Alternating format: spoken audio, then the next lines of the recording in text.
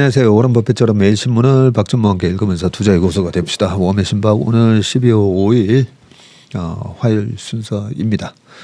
네, 최근에 ELS 관련해서 여러 가지 설명을 드렸는데 파생 상품이다 보니까 이해하시기도 좀 어렵고 생소한 부분도 있지만 이런 파생 상품을 활용한 금융 상품이 워낙 이렇게 많이 출시가 되다 보니까 우리가 잘 알고 있어야 됩니다. 계속 이렇게 좀 어렵더라도 듣다 보면 익숙해지리라 생각을 하고요.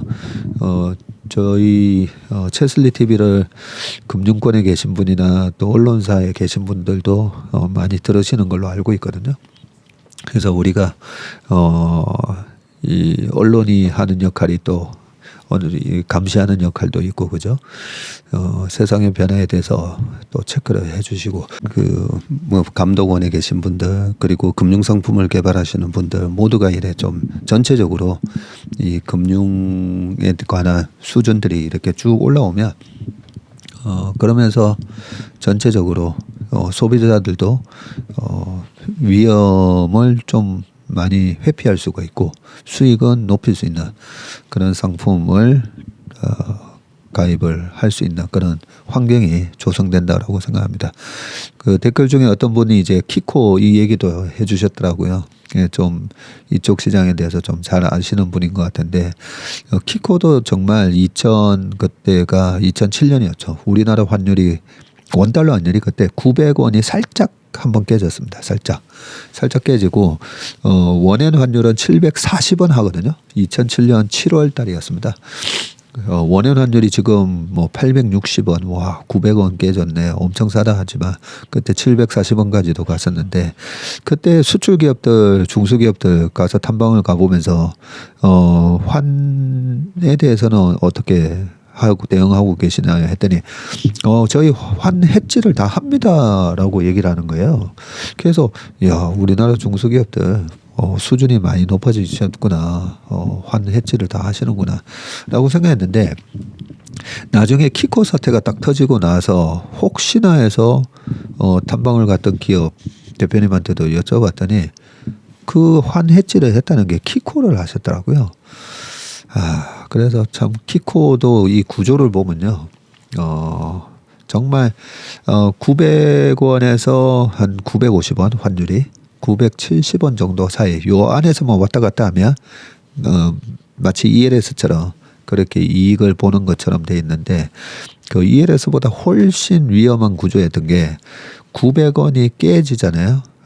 깨졌을 경우는 어차피 원화가 더 강세로 가는 거니까 깨지는 경우에는 그냥 ELS 낙아웃 되는 것처럼 그냥 뭐 한 3% 수익 고정이라면 970원을 넘어서게 되잖아요. 넘어서게 되면 손실이 그냥 무한대로 손실이 나는 그런 구조였었습니다. 그래서 수출 기업 입장에서는 환율이 올라가면 좋은 거잖아요. 좋은 건데 환율이 반대로 이제 떨어지는 거, 환율이 떨어지는 거, 수출해서 달러를 벌어들이는데 달러 자체가 가치가 떨어지는 거에 대해서 이제 해지를 한다고 해서 키코를 했는데 900원에서 왔다 갔다 정도 하면 2~3% 정도 수익을 내고 더 떨어져도 그냥 환율이 떨어진 만큼 그 해지에 의해서 버는 수익도 더 커져야 되잖아요. 근데 더 커지지도 않아요. 별로 커지지도 않는데 반면에 환율이 급등을 했을 때는 굉장히 가파르게 손실이 나는 그런 그 구조를 갖고 있었거든요. 그런 상품을 그때 당시에 우리나라 시중은행뿐만 아니라 외국계 은행에서 많이 팔았습니다. 나중에 제가 이 키코가 터지고 나서 키코 상품을 보면서 야 이런 상품을 이걸 환을 해지를 하는 상품이라고 그 중소기업에 계시는 분들이라든지 그런 분들한테 팔았구나. 그때 코스닥에서 시총 한 4천억짜리 회사가 망했어요. 그 키코 때문에. 네, 그런 걸 보면 우리가 금융에 무지하게 되면 그렇게 정말 뼈 빠지게 일해가지고 시총 4천억 정도의 회사로 키워놨더니 그 금융 상품 하나 잘못 들어가지고 회사가 망하는 그런 일이 발생을 했으니까 이 얼마나 이 금융이 중요하다는 걸 우리가 알 수 있지 않습니까? 그래서 그 IMF 때 우리가 탈탈 틀린 게 제가 참 좀 억울해가지고 어떻게든 우리가 금융 강국이 돼야 된다 생각을 했었는데 그 이후에 2008년 금융 위기 때도 우리가 키코로도 참 많은 기업들이 고통을 받았었습니다. 그런 게 IMF 같은 상황에서는 우리나라 전체적으로 우리가 완전히 이제 개발도상국에서 좀 선진국을 가기 위해 한번 겪는 좀 혹독한 그런 독감 한번 알았다, 성장통을 알았다. 뭐 그 이후로 글로벌 스탠다드에 맞게 기업도 바뀌고 정부도 노력을 하고 해서 금융시장도 그렇고요. 어느 정도 또 개선된 점은 있잖아요. 그런데 2008년 같은 상황에서 그때 키코로 그렇게 많은 중소기업들이 터진 거는 그거는 정말 우리가 금융을 잘 몰라서 터진 거거든요. 그런 차원에서 뭐 ELS가 됐든 뭐가 됐든 네, 그런 상품이 나올 때마다 제가 아는 한도에서 좀 많이 설명을 드리도록 하겠습니다. 자, 그 다음에 바로 기사로 넘어가 보겠습니다. 오늘은 매경에서 기사를 가져왔고요. 첫 번째 기사는 대기업이 55%가 내년에 투자 계획을 못 세우고 있다라고 돼 있습니다. 그래서 그 정도로 뭐가 안 좋나? 왜 대기업에서 내년에 투자 계획을 못 세우고 있지? 예, 그런 부분이 궁금해서 기사를 가져왔습니다. 자, 기업을 둘러싼 불확실성이 커지면서 대기업 절반 이상이 내년도 투자 계획을 못 세운 것으로 조사가 됐는데요. 4일 한국경제인협회는 매출액 500대 기업을 대상으로 2024년 국내 투자 계획을 조사한 결과 응답 기업의 131곳 중에서 55%가 투자 계획을 아직 세우지 못했거나 계획이 없다고 답했다고 합니다. 구체적으로는 투자 계획 미정 49.7%고 계획이 없음이 5.3%로 조사됐다고 하네요.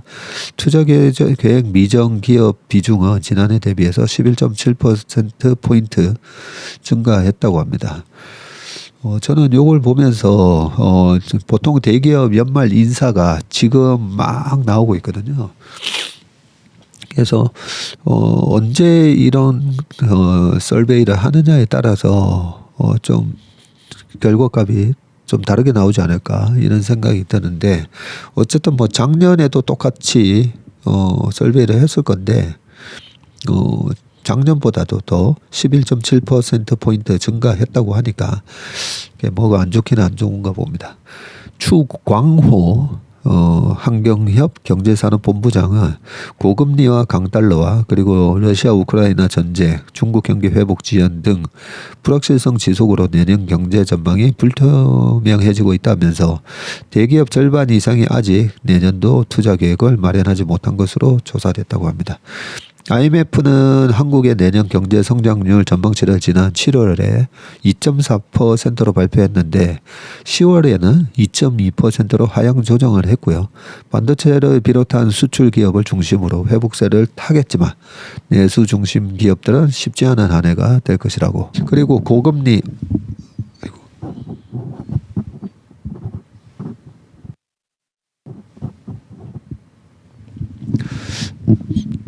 네, 마이크가 갑자기 넘어져가지고 이게 오늘은 좀 불안불안하네요. 그리고 고금리 시설 투자 규제의 가장 큰 걸림돌이라고 돼 있는데 내년 투자 계획을 수립한 곳은 응답 기업의 45%에 그쳤고요. 투자 계획을 수립했다고 답한 기업 가운데 61%가 투자 규모를 올해와 같은 수준으로 결정을 했다고 하네요. 올해보다 늘리겠다고 응답한 기업은 28.8%이고 줄이겠다고 응답한 곳은 10.2%로 집계가 됐습니다. 투자 계획을 수립한 기업에 있어서는 똑같은 수준이다라고 한 게 61%, 그리고 올해보다 그래도 늘리겠다고 한 기업이 28.8%니까 요거 두 개 합치면 90%거든요. 어쨌든 90%는 올해보다는 내년이 최소한 올해 이상의 투자는 한다라고 볼 수가 있겠네요. 자, 투자 계획이 없거나 투자 축소 예정인 기업은 그 이유로 첫 번째 불투명한 경제 전망, 그리고 원가 상승, 세 번째는 금융시장 위축에 따른 자금 조달 애로를 꼽았다고 합니다. 응답기업 세 곳 중 한 곳은 내년 하반기부터 투자가 활성화될 것이라고 응답을 했고요. 기업이 투자할 때 겪는 가장 큰 어려움은 시설 투자 신축 증축 관련 규제로 조사가 됐습니다. ESG 관련 지원 부족, 그리고 신산업 진입 규제, 연구개발 시설 투자 지원 부족, 이렇게 투자 애로 상황으로 했고요. 기업들은 투자 환경 개선을 위한 주요 정책 과제로 금리 인하, 그리고 법인세 감세와 세제 지원 강화를 요구를 했다고 합니다. 자, 두 번째는 미국 입맛을 사로잡은 K푸드의 힘, 프랜차이즈 투자 이민 급증이라고 돼 있네요. 프랜차이즈 투자 이민? 이민 가시면 안 되는데 지금 계속 그죠? 인구가 줄어들고 있기 때문에. 자, 한국에서 편의점과 주유소를 운영하던 윤세혁 씨는 아내와 함께 미국 캘리포니아에서 파리바게뜨 매장 2곳을 운영하고 있다. 그래요. 미국에서는 식당을 하면 그래도 중산층 이상이죠. 그런데 파리바게뜨 매장을 2곳이나 운영하고 계시군요. 윤 씨 부부는 2018년 투자 이민으로 미국 현지에서 처음 매장을 연 뒤에 빵이 잘 팔리면서 불과 2년 만에 점포 하나를 더 낼 수 있었고요. 당시만 해도 미국 일부 지역에서만 불던 K푸드 열풍이 최근 들어서 전역으로 확산되면서 이들은 미국 애리조나주에 매장 3곳을 새롭게 개설할 예정이었는데, 윤 씨는 처음에는 미국에서 신용이나 사업 정보가 없어 곤혹스러웠다면서 한국 브랜드는 아무래도 접근하기 쉽고 가맹 본부도 도움을 많이 주기 때문에 정착에 어려움이 없었다고 전했습니다. 미국에서 K푸드가 인기를 끌면서 투자 이민을 떠나는 한국 사람들이 늘고 있는데, 미국 국무부 통계를 집계한 결과 올해 들어서 10월까지 한국인에 대한 투자 이민, EB5 비자네요. 투자 이민 비자가 EB5 비자 발급 건수가 362건에 이르렀는데, 한국인의 미국 투자 이민은 코로나 사태로 2021년 7월 중단된 이후 지난해 5월에서야 재개됐다고 합니다. 미국 투자 이민 발급 건수는 21년 39건에 그쳤는데 지난해 397건으로 대폭 늘어난 뒤에 고공행진을 이어가고 있고요. 미국 투자 이민 비자는 1992년 시행된 이래 한국인의 경우 매해 200에서 600건가량 발급이 됐다고 합니다. 매해 1992년 시행된 이후로네요. 해마다 200에서 600건. 1992년부터니까 지금 40년이 지났다 그죠? 30년. 네, 30년 동안 최근 투자 이민 증가는 높아진 미국 이민 문턱을 뚫고 이루어졌다는 점에서 이목을 끄는데, 지난해 최소 투자 금액을 50만 달러에서 80만 달러로 상향 조정했는데도 투자 이민 비자 발급 건수는 줄지 않고 있다고 합니다. 투자 이민을 하려면 최소한 지금 80만 달러가 있어야 되네요. 80만 달러 10억 정도 됩니다. 10억 4천만 원. 자, 이처럼 미국 투자 이민이 빠르게 늘어나는 배경에는 K푸드 열풍이 자리 잡고 있다는 분석인데요. 미국에서 파리바게뜨 점포를 창업을 할 때 10억 원 가량 투입이 되는데, 이는 이민을 위해서 필요한 최소 투자 금액과 비슷한 수준이네요. 파리바게뜨 하나 매장 내는데 10억 정도 든답니다. 파리바게뜨는 최근에 미국 매장이 150개를 돌파했네요. 신규 점주 중 상당수는 교포 한인이지만 최근 들어서는 투자 이민자도 늘고 있고, 윤 씨는 올해 투자 수익률로 보면 이민 오기를 잘했다는 생각이 드는데, 미국에서 한국 브랜드 매장을 운영한다는 측면에서 자부심이 크다고 말을 했습니다. 미국 투자 이민을 떠날 때 한국인들은 현지 금융권에서 쌓은 신용이 없기 때문에 대부분 자금 조달에서 어려움을 겪으며 매장 임대조차 쉽지 않습니다. 파리바게뜨는 미국 현지에서 가맹 본부를 운영하기 때문에 준비 과정에서 접근성이 용이하다는 장점을 지니고 있고, 가맹 본부가 현지인과 형성한 네트워크가 있어서 이를 활용하면 창업이 보다 쉬워진다는 것이다. 파리바게뜨 관계자는 파리바게뜨는 2016년 미국에서 가맹 사업을 시작해서 노하우를 많이 쌓았다면서 미국에 빠르게 파고들고 있어서 투자 이민을 떠나는 사람들에게도 호평받고 있다고 하네요. 뚜레쥬르 또한 미국 점포가 100개를 돌파했는데 사내에서조차 미국 현지 창업을 문의하는 사례가 나타나고 있다고 합니다. K푸드 열풍은 미국인에게 친숙한 품목인 빵 외에도 다방면에서 걸쳐서 지금 불고 있는데요. 한국 전통 음식 또한 미국에서 빠르게 저변을 넓히고 있습니다. K푸드 창업은 늘어날 것으로 예상이 되고, 한식진흥원이 지난해 발표한 2022년 해외 한식 소비자 조사에 따르면 미국 뉴욕에서 500명을 대상으로 설문조사를 실시한 결과 한식에 만족한다는 응답은 82.4%에 달하네요. 이 같은 기준은 도쿄 66.4%보다 높은 수치라고 합니다. 특히 북미 지역에서 가장 선호하는 한식 메뉴로 14.9%가 한국식 치킨이라고 응답을 했는데, 불고기 10.5%와 같은 전통식이 뒤를 이었고요. 한식진흥원 관계자는 뉴욕과 로스앤젤레스 등에서 한식의 경쟁력은 일식과 비슷한 수준이라면서 특히 고소득 화이트칼라 계층이 한식을 선호하는 편이라고 전했습니다. 네, 요 치킨 얘기가 나오니까 KFC에서 전 세계에서 이 고르게 데이터가 있을 거잖아요. KFC가 그 나라에서 뭐 인구 대비 얼마 팔리고 그 나라 치킨 시장에서 뭐 단연코 KFC가 1등이죠.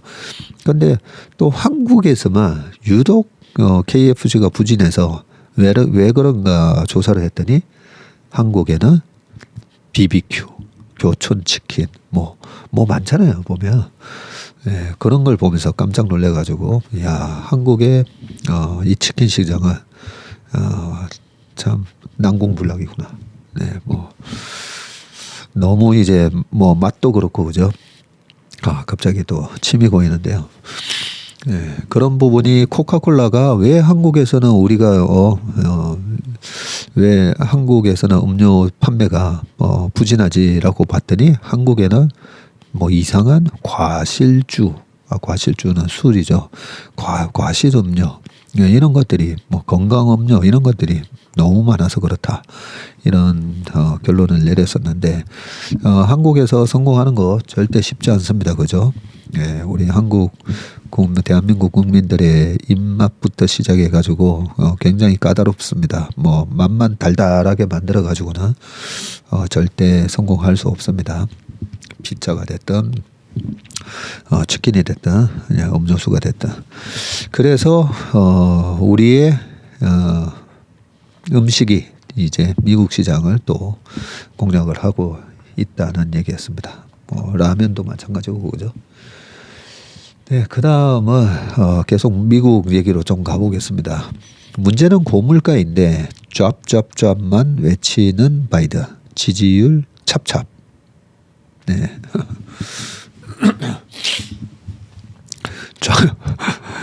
이 기사를 우리 김재건 기자님이네요. 짭짭짭만 외치는 바이든. 근데 지지율은 찹찹. 미국인들 일자리 문제보다 고물가 탓에 더 큰 고통을 느끼고 있어서 유권자의 59%는 역시 경제는 트럼프 뭐 이런 얘기들이 나온다라고 합니다. 자, 내년 재선 도전에 나선 조 바이든 미국 대통령이 핵심 치적으로 내세우는 바이드노믹스가 오히려 역효과를 내면서 지지율을 갉아먹고 있는데, 바이드노믹스에 대한 부정적 여론을 의식해서 민주당 내부에서는 최근 몇 달 동안 바이드노믹스를 아예 언급하지 않고 있다고 하고요. 바이든 대통령 본인도 바이드노믹스 언급을 줄였습니다. 정치 전문 매체 엑시오스는 각종 여론조사에서 바이드노믹스의 효과가 없는 것으로 나타나자 민주당 하원 지도부는 지난 7월 31일 이후 바이드노믹스 용어를 단 한 차례만 언급을 했다고 보도를 했고요.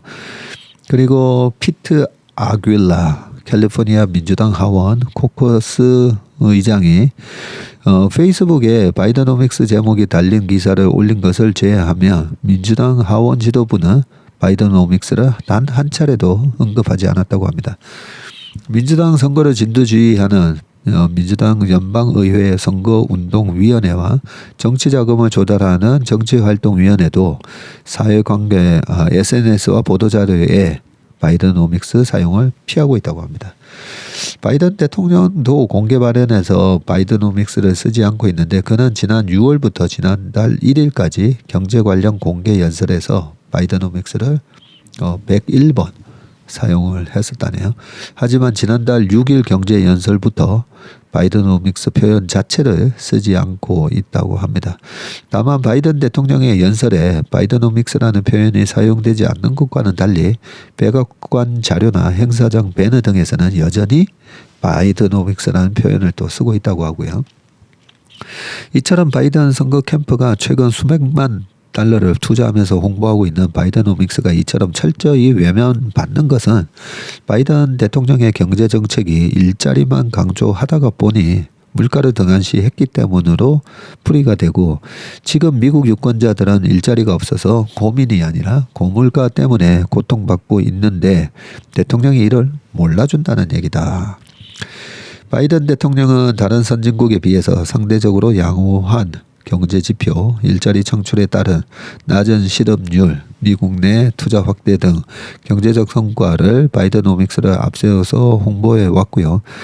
하지만 인플레이션에 따른 고물가로 유권자들은 바이드노믹스를 오히려 부정적으로 바라보고 있는데, 인플레이션율은 올여름 정점을 찍고 하락 중이지만 그동안 오른 물가에 유권자들의 지갑이 타격을 받으면서 바이든 대통령을 향한 분노가 커졌다고 야후 파이낸스가 지적을 했네요.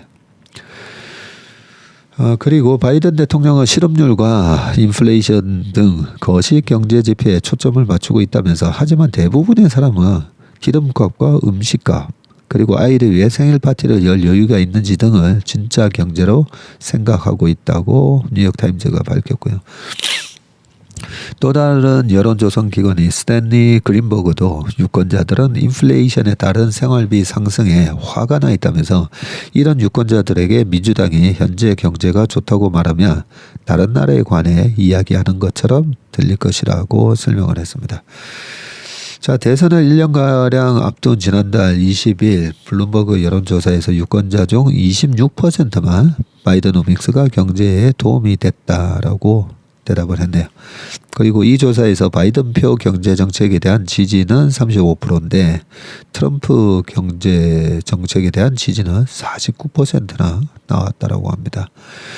지난달 초 발표된 NYT와 뉴욕타임즈와 시에나대 여론조사에서도 주요 6개 경합주 네바다, 조지아, 애리조나, 미시간, 펜실베니아, 위스콘신주 등록 유권자 3,362명 중에서 단 2%만 경제가 훌륭하다라고 답을 했다고 하네요. 자, 여기 쭉 보면요, 지금 전체 지지율에서 바이든 대통령은 44, 그리고 트럼프 대통령은 지금 48% 이렇게 지지율 차이도 4%가 나고 있습니다. 민주당의 한 전략가도 바이든을 사용하는 것은 문제가 아니다면서 바이드노믹스 용어 자체가 너무 철학적이고 많은 설명을 요구하는 것이 문제다라고 했고요. 이에 따라 위기감으로 캠프에서는 경제 치적을 홍보하는 대신에 트럼프 전 대통령과 트럼프 충성파인 극우 강경파 성향의 공화당 마가를 비판하면서 바이든 대통령을 부각하는 방향으로 선거 전략을 변경해야 한다는 목소리가 나오고 있다고 합니다. 이렇게 되면 또 네거티브 선거 전략이 되는 거다, 그죠? 예, 상대방 까는 걸로 선거 전략을 바꿔야 된다. 이렇게. 그런데 미국 사람들도 지나치게 너무 막 이렇게 비난 일색의 그런 정치 선거를 별로 안 좋아하는 걸로 저도 알고 있는데, 아침에 최선림 모닝 브리프에서 그 내년도 선거 얘기가 나와서 우리 최상무랑 얘기를 좀 주고받았었는데요. 그 4년을 하고 연임에 실패한 대통령. 그러면서 제가 가장 근래에 있었던 대통령은 트럼프였고, 그죠? 4년 하고 잘렸습니다. 연임에 실패한 거죠. 저는 기본적으로 미국의 대통령 선거 제도는 미국 대통령이 8년을 하는 제도다. 근데 4년 만에 손절매를 할 수 있는 그런 제도다라고 제가 여러 번 말씀드리잖아요. 4년 해보고 잘하면 4년 더 시켜주는 거고, 근데 웬만하면 더 시켜줍니다. 근데 정말 안 되겠다 싶으면 연임을 안 시켜줍니다. 그래서 우리나라 대통령 제도 그렇게 바뀌어야 되지 않나, 저는 그렇게 생각을 하긴 하는데요. 자, 그러면 연임에 실패한 대통령이 트럼프가 실패했고요, 그죠? 트럼프가 2020년에 그 대통령 선거를 했을 때 딱 11월 3일 날 그때 당시에 10월 말 기준으로 나왔던 실업률이 여전히 7몇 %였기 때문에 실업률이 7% 넘는 상황에서 재선에 당선된 대통령은 없었다.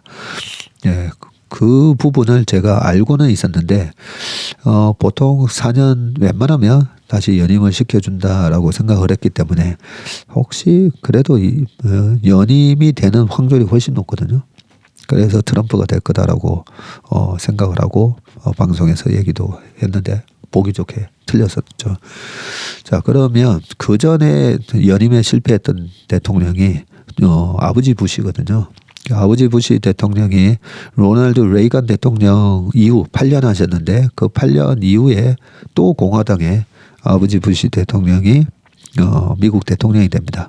근데 그때도 91년도에 리세션이 있었는데 그때 실업률이 그렇게 많이 올라갔던 것 같지는 않은데 어쨌든 리세션을 겪으면서 재선에 실패를 했고요.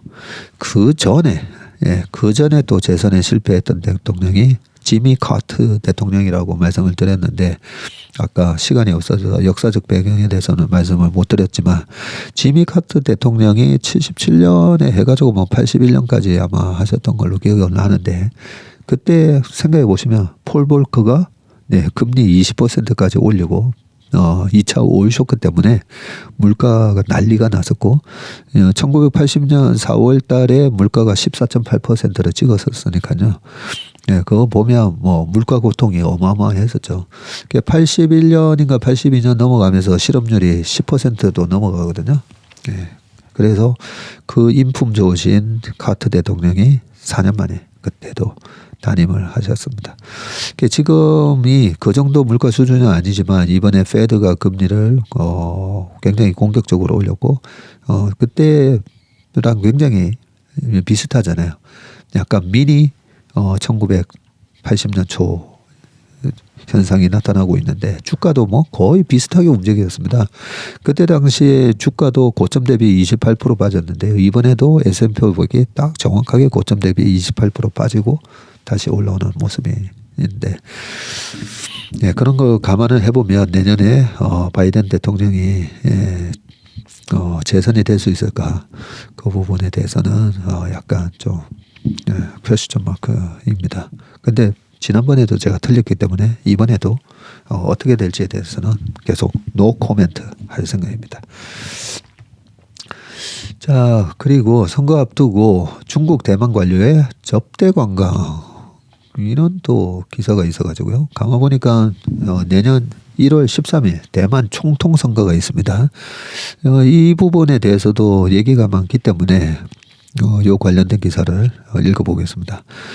자, 중국이 내년 1월 13일 대만 총통 선거를 앞두고 대만 지방 공무원과 유권자에게 대대적인 저가 방중 관광 혜택을 제공했다는 의혹이 제기됐는데요. 대만 당국은 중국의 선거 개입 가능성을 열어두고 정부 관료들에 대한 조사에 착수를 했다고 합니다. 자,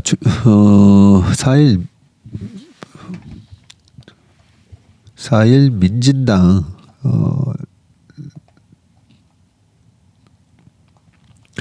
네. 4일 민진당 소속 첸 슈페이 대만 타이베이 시의원은 친중 성향의 타이베이 자치구 구청장들이 주민을 저렴한 단체 중국 여행 프로그램에 초대한 사례를 보고를 했는데요. 첸 의원에 따르면 이 여행은 중국 정부가 일부 자금을 지원한 것으로 나타났습니다.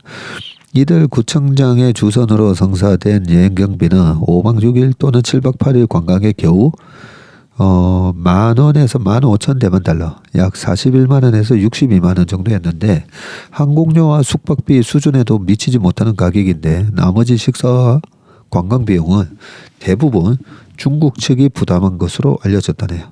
타이베이 타임즈 자매지인 리버티 타임스의 조사에 따르면 타이베이 자치구 구청장 456명 중 약 30%가 이 여행에 참가했다고 합니다. 야, 엄청나게 많은 30%는 그죠? 굉장히 큰데, 예, 이런 부분이 지금 내년 총통 선거에 영향을 주기 위한 중국의 개입이다. 예, 이런 얘기네요. 네. 자, 그다음 기사를 가보겠습니다. 이제 경제에서 반도체 부분인데요. 자, HBM 큰손 엔비디아 잡아라 메모리 3파전이라고 되어 있습니다. 엔비디아의 AI 칩 출시 앞두고 HBM 기술 수주 경쟁이 격화되고 있는데요. 하이닉스는 이미 완판됐다고 하고 삼성은 생산 능력을 25% 확대, 그리고 마이크론은 내년 1분기에 양산을 한다라고 되어 있습니다. 그런데요, 이 지금 밑에 그림이 나오는데요. 사진 오른쪽에 보니까 HBM3E 8개가 탑재되는 엔비디아의 AI 칩 H200에 대한 사진이 나오는데 무슨 군사 무기 같아요. 그죠? 사진을 보면, 예. 뭐, 다연발 로켓을 발포할 수 있는 그런 무기처럼 보입니다. 그리고 HBM 5세대 양산 전망인데, 일단 밑에 기사를 쭉 읽겠습니다. AI 확산으로 생겨난 HBM 시장이 내년 상반기에 차세대 제품 등장에 맞춰서 폭발적으로 팽창할 전망인데요. 시장을 선점한 SK 하이닉스에 맞서기 위해서 삼성전자와 미국 마이크론이 본격적으로 참전하면서 기술 경쟁도 더욱 치열해질 예정이라고 합니다. 삼성과 SK 하이닉스, 마이크론 3사는 5세대 HBM3E 샘플을 최대 고객사인 엔비디아에 모두 제출을 했네요. 이러면 내년 1분기 말부터 본격적인 양산 경쟁이 시작될 예정인데, HBM은 램을 여러 층으로 쌓아 올린 형태로 구현된 D램인데요. 챗GPT 같은 생성형 AI처럼 수많은 데이터를 빠르게 처리해야 하는 분야에서 활용도가 높아지고 있습니다. 트렌드포스는 미국 마이크론이 가장 먼저 5세대 제품 양산에 들어갈 가능성이 높다고 분석을 했고요. 마이크론은 현 HBM 시장에서 하이닉스와 전자에 뒤처진 것을 극복하기 위해서 최초 타이틀을 노리며 속도전에 나섰고요. 올해 2분기 마이크론의 HBM 시장 점유율은 4에서 9% 정도밖에 안 됐는데요. 같은 기준 SK 하이닉스의 점유율은 46에서 49, 그리고 전자의 점유율이 또 46에서 49% 정도로 집계가 되어 있습니다. HBM 시장 후발주자인 마이크론은 올해 4세대를 건너뛰고 5세대 제품 개발에 매진을 해왔고요. 내년 1분기 내에 대만에 있는 공장에서 HBM3E 대량 생산 준비를 마친다는 계획입니다. 이와 함께 마이크론은 대만의 파운드리 업체 TSMC와 협력해서 약점으로 꼽혔던 패키징 분야 경쟁력도 확보를 했다고 하네요. 그래요. HBM3 시장을 선점한 하이닉스는 내년 2분기부터 전략적으로 HBM3E 양산에 들어간다는 계획인데요. 하이닉스 관계자는 지난달 열린 올 3분기 실적 컨퍼런스 콜에서 HBM3뿐만 아니라 3E도 내년에 캐파가 이미 생산 능력 캐파가 솔드아웃 됐다고 자신감을 밝히기도 했습니다. 여기에 SK 하이닉스는 2026년 공급을 목표로 6세대 HBM4 개발에도 착수한 상태라서 경쟁 우위를 확보한 것으로 평가가 받고 있다고 하네요. 추격자인 삼성전자도 지난 10월 HBM3E 제품인 샤인볼트 개발을 알리면서 본격적으로 차세대 제품 전쟁에 뛰어들었는데 삼성전자는 HBM3E 양산은 3사 중에서 가장 늦게 시작하지만 압도적인 생산 능력을 확보한 만큼 5세대 후속 모델인 32GB 버전도 내년 3분기 중에 곧바로 이어서 출시할 것으로 보입니다. 전자의 반전을 위한 무기는 생산 능력인데요. 내년 HBM 생산 능력을 올해 대비해서 25% 이상 늘려서 경쟁사 대비 우위를 차지하겠다는 전략이고요. 이를 위한 삼성전자의 올 연간 시술 투자 금액은 역대 최대인 53조 7천억 원이 될 것으로 전망된다. 그래요? 한 해에 53조 7천억?